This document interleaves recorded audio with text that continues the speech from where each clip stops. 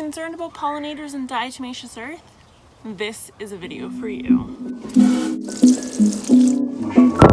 Hello Canadian gardeners, cold climate gardeners, and gardeners of the extremes. My name is Ashley. If you're new around here, I am a soil scientist with a plant science minor, and on this channel we apply science to the art of gardening and plant care.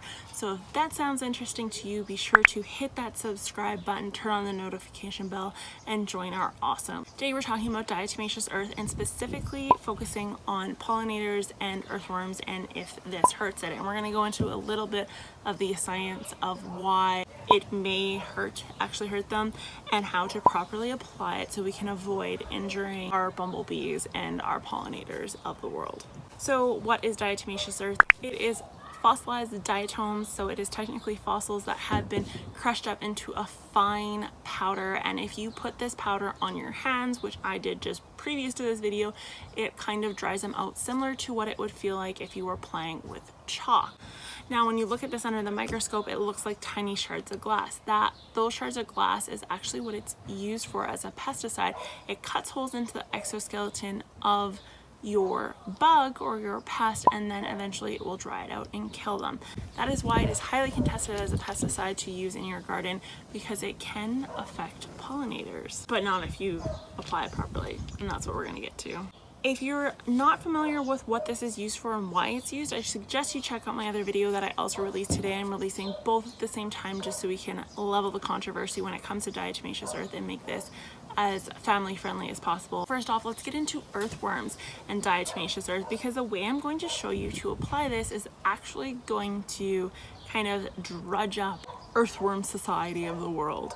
So earthworms, they have a slime or an outer coating in it, and I actually looked up various different scientific journals on the study of diatomaceous earth and earthworms, and it turns out that their slime on the outside of their bodies able to alleviate the effects of the diatomaceous earth. So earthworms are not affected by the diatomaceous earth.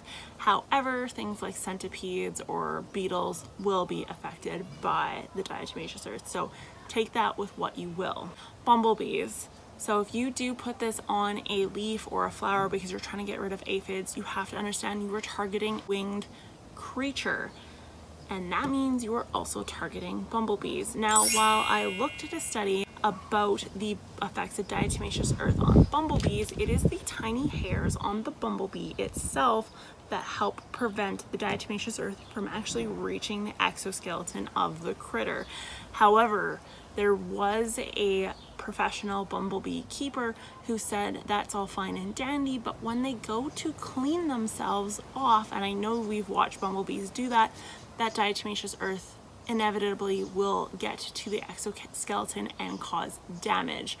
There's also another study that I looked at that said, yes, the hairs keep the diatomaceous earth off the exoskeleton, but once that beef goes back to the hive, the diatomaceous earth ends up inside the hive itself, which ultimately will lead to the death of bumblebees. So based on those studies and what I've read, no, I would not put diatomaceous earth on your flowers or on your leaves. I would not put it on the upper shoots anywhere near where a bumblebee would land or sit, because you do not want to obviously affect our pollinators. However, with proper application, this can be used in an outdoor scenario, because a lot of bugs that are pests live in the soil. So they lay their eggs around the base of plants, they will tunnel in the soil, and they will come to the plant via the soil.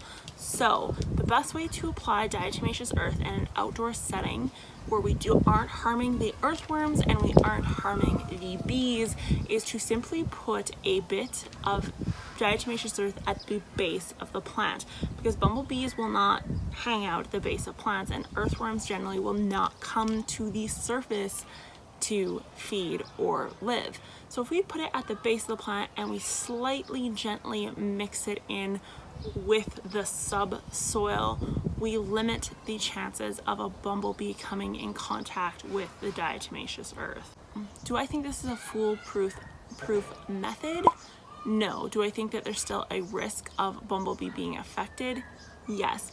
However, you have to weigh the chances of a bumblebee going to the bottom of, say, a pepper plant or a petunia to hang out is lower than them trying to get to the flowers. And if your plants are getting absolutely emaciated by a pest and there are no flowers to speak of, it's probably more beneficial to treat the pest so you can still have blooms for those bees all summer long. I hope you found this video helpful. If you did, be sure to give it a thumbs up, comment, and subscribe. Let me know if you've used Diatomaceous Earth in your pollinator garden and if you've noticed any effects, or if you just refuse to use it because you don't want to run the risk of affecting a bumblebee. I'd be interested to hear what your comments or thoughts on that is. Indoor plants, I think it's a great alternative, and outdoor plants, as long as it's mixed into the soil, I don't see how it's an issue. But I definitely would not put it on a flower because that's cruel. So I wouldn't do that. But soil, I think it's okay in my opinion. But you guys let me know what your thoughts are, and I will talk to you later. Bye. Oh, hey there, are you still watching? Make sure to hit that subscribe button for some more awesome plant videos.